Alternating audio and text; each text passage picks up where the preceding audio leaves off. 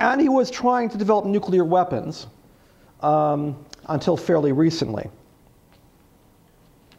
I want to stop here and note that, well, one doesn't want to make predictions too frivolously on Libya, and you know what? It's very hard to know how the overthrow of Gaddafi is going to go. There's very little in the history of Libya that suggests a democratic outcome, simply because there's nothing in the history of Libya to suggest Western-style democracy, at least in the medium and short term. The long term, who knows? There really isn't that much to suggest a probability, at least as a high probability, of any kind of stable solution, given the fact that the country had been ruled for over 40 years by one man. And the fact that there's really not that much basis for national unity in the history of the country, based upon the clan-based nature of the country's society, as well as the history of division between Benghazi and Tripoli. By the way, it's no accident that the civil war took the form of Benghazi versus Tripoli, because that had been the historical division of Libya all along. It's conceivable, perhaps, that you might have something like a somewhat benign dictatorship emerge on the manner of al-Maliki, who's not really all that benign when you think about it, but that could be a possibility. But I think the most likely outcome, if I had to make any prediction at all, would be some form of instability and civil war. The country that, well, you know, one thinks of historical parallels, an obvious historical parallel is to some extent Iraq, where Saddam Hussein, the strong man, held the country together. You took him out and you had a massive civil war. That seems to be winding down now, but was a nasty civil war all the same. One could think of perhaps Afghanistan, held together by the Taliban. Take out the Taliban, and again, you get civil war. That shows no sign at all of winding down. The country I think it can be compared with most is probably Somalia, if you want to make comparisons. I'm sorry? Somalia. Well, when one thinks of Somalia, Somalia also had a superficial unity based on Islam and language, but it had a clan-based society. It had been ruled by a strongman dictator, Siad Barre, who also had Western support, by the way. Siad Barre was overthrown in an insurgency in 1991. After the insurgency overthrew him, you had a civil war that largely never ended to this very day. You had a Western intervention, as some may recall, in 1992, that had, in retrospect, very little effect on stabilizing the country. The intervention withdrew after 3 years, accomplishing basically nothing. If I had to look at a parallel historically, the closest I can think of is Somalia, and let's face it, that's not an encouraging parallel. In any case, in 2003, now getting back to the history of Libya, Gaddafi had a major shift in his orientation and gave up his previous radical stance of challenging the West. He essentially brokered an agreement with the United States and Great Britain that he would completely give up his history of supporting terrorism, and critically, he would give up his weapons of mass destruction, most notably his nuclear development program. He'd allow international inspections of his facilities. And all of this was predicated on the idea that the West would cease their efforts to overthrow him. And there was no formal treaty that I'm aware of, but there was a clear informal agreement with the United States and Britain that if Gaddafi gives up his nuclear weapons, there would be no effort to overthrow him. Needless to say, that treaty, that agreement, it's not a treaty, has not held up. In any case, after 2003, you had a large-scale influx of Western investments into Libya. Western sanctions were removed. And some of the largest oil companies in the world, from the United States, Britain, France, and Italy, poured into Libya, seeking major investments. On the whole, Libya was quite comfortable with the foreign investments. And the oil companies were very comfortable with Gaddafi. Gaddafi became a major supporter in the war on terror. We now know that the United States and Britain used him for extraordinary rendition, sending potential suspects to Libya to be tortured by Libyan intelligence operatives. A disgusting, but nevertheless important aspect of America's and Britain's policy, as we now know from WikiLeaks in particular.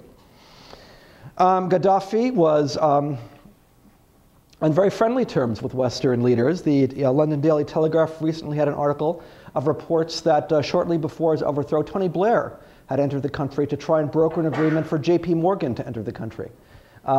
He had a very close personal friendship with Berlusconi, the Prime Minister of Italy.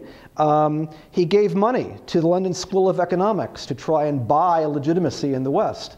It only became a scandal after he was about to be overthrown. One can go on and on. I should add, and this is a crucial point, France was trying to sell him advanced fighter planes until 1 month before the uprisings against him. France, I'll go into the arms aspect in a moment here, but I just want to mention that it is somewhat ironic that France was trying to sell Rafale fighter planes, France's most advanced fighter planes, to Gaddafi. By some indications, the negotiations are going on as late as January of 2011.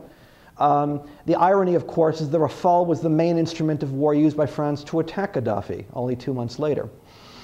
In any case, the bottom line that I do want to emphasize here is that Gaddafi's human rights record hadn't improved at all domestically, hadn't changed in the slightest. Indeed, he extensively used torture. The US and Britain relied on his torture techniques as a positive from their standpoint, in the sense that one could send suspects there for interrogation.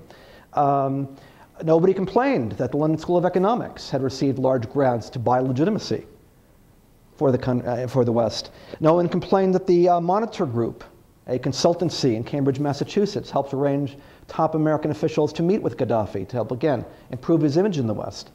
All of this raises a basic question. Is there really a humanitarian motive on the part of the Western powers for the recent efforts to overthrow Gaddafi? If you listen to the rhetoric issuing from such figures as Nicolas Sarkozy or from David Cameron of Great Britain, or indeed Barack Obama, one gets a strong sense that a very heavy moralistic rhetoric focusing upon the terrible human rights record of Gaddafi and so on. But in looking at it more under scrutiny, the break with Gaddafi seems opportunistic and deeply hypocritical. It occurred suddenly in response to the fact that there was a large-scale uprising against him, that he looked like he was no longer stable. And there was an effort not to hold on to him so long as we held on, let's say, to Hosni Mubarak, or that France held on to Ben Ali in Tunisia. All of this raises basic questions of the motives of the Western powers. Again, if they were so shocked by his tortures, why did they suddenly discover in February and March of 2011 that he was torturing people? Why didn't they discover that 2 months earlier when France was trying to sell him fighter planes? Which to me at least raises doubts as to the humanitarian motives behind this operation.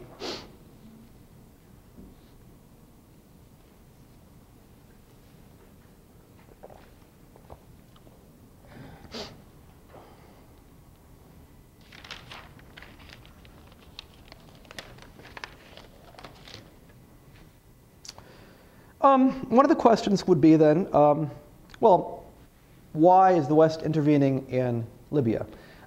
If I'm raising doubts about a humanitarian motive, then what else is there for them to intervene for? I would guess, and again, it's a little bit too early to make a firm determination, but the best I can do is there's a combination of variables. A significant, though I think, secondary factor is indeed weapons sales, to use the intervention in Libya to showcase European weaponry, and thereby to increase sales. That's not a minor factor, I would say, to the extent that France and Britain both have fighter planes they're trying to showcase here. France, in particular, I think, is trying to showcase the Rafale fighter plane. The Rafale was developed by France at great expense on the assumption that some of the expense would be offset by overseas exports. France had a long tradition as one of the more cynical arms exporters of the world, and its earlier Mirage series of fighter planes was a great export success. They were hoping to achieve the same thing with the Rafale. The Rafale was a failure, however. In January of 2011, Business Week had an article called "The Rafale, the French fighter jet nobody wants to buy." Okay, and it looked like it was going to be a smashing failure rather than a smashing success. And then France basically became the leading figure advocating intervention in Libya and began to showcase the Rafale fighter plane. In the military press, there was much discussion that some of the early targets hit by the Rafale didn't really seem to have a military objective, or were being used to showcase the Rafale for the international media with the hope of increasing arms sales. Now the Rafale can gain the imprimatur of having been combat tested, which is of course very useful for the French. The British are trying to use the intervention also to sell the Typhoon fighter plane, manufactured by Britain in cooperation with a number of other European states. Sweden, which is playing a support role, has been using the intervention to showcase the Gripen fighter plane. All of this widely discussed, I should add, in the military press. The